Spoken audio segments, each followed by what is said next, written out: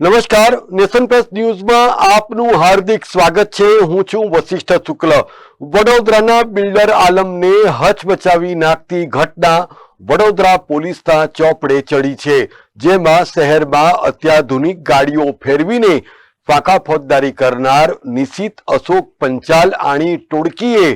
13 villa અને 36 flat ઉપર બારોબાર લોન લઈને બોગસ દસ્તાવેજો કરીને 41 કરોડ રૂપિયાનું મસમોટું કૌભાંડ આચર્યું હોવાનો સનસનાટીપૂર્ણ ખુલાસો થતા હાહાકાર થઈ જવા પામ્યો છે।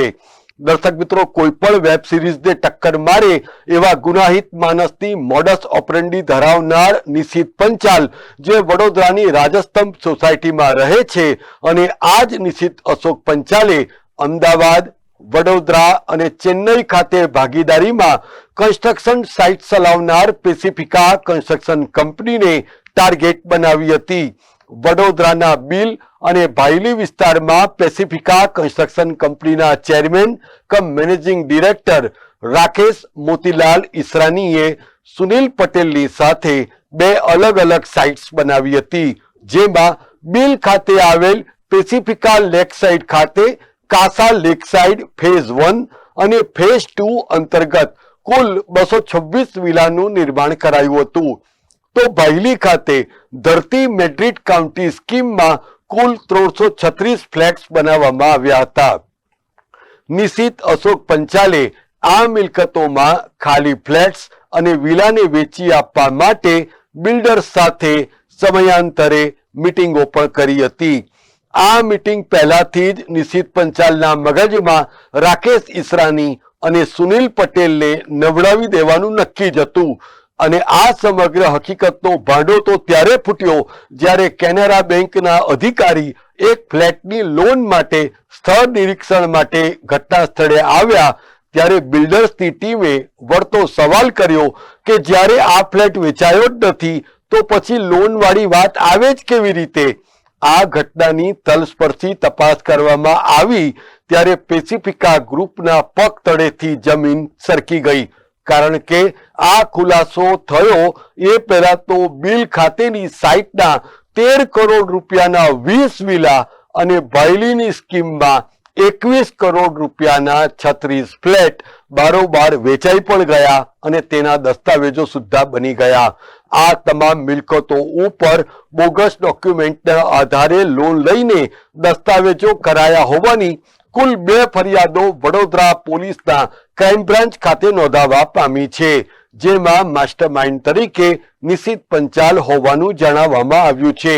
દર્શક મિત્રો, આધારભૂત માહિતી અનુસાર પોલીસ દ્વારા આ કેસમાં નિશિત પંચાલના 6 સાગરીતોને ઝડપી પાડીને રિમાન્ડ મેળવ્યા છે, જેમાં મૌલિક ભાસ્કર ઉપાધ્યાય, પાર્થ અર્જુન સુથાર, અંકિત પંકજ પટેલ, હર્ષ કૌશિક પટેલ, ચિરાગ જગદીશ તડવી અને જીગર ભાસ્કર જોશીનો સમાવેશ થાય છે।